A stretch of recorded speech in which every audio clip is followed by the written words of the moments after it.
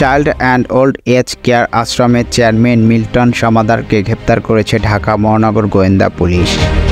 বুধবার 1 মে রাতে রাজধানী মিরপুর এলাকায় অভিযান চালিয়ে তাকে গ্রেপ্তার করা হয়েছে। ডিএমপির অতিরিক্ত পুলিশ কমিশনার মোহাম্মদ হারুনুর রশিদ গ্রেপ্তারের বিষয়টি নিশ্চিত করেছেন।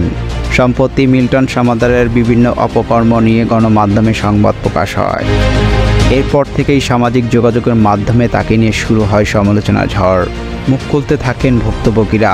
তিনি বলেন, মানবতার ফেরিওয়ালার মুখোশে আড়ালে ভয়ঙ্কর সব প্রতারণার অভিযোগ উঠেছে সামাজিক যোগাযোগের মাধ্যমে পরিচিত মুখ মিল্টন সমাদারের বিরুদ্ধে।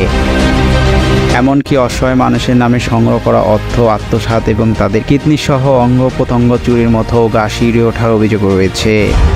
এইসব অভিযোগের ভিত্তিতে তাকে গ্রেপ্তার করা হয়েছে। এই বিষয়ে আজ রাতে বিস্তারিত জানানো হবে বলে জানান ডিবি প্রধান। শাহ আলম সরকার, বাংলা ভয়েস।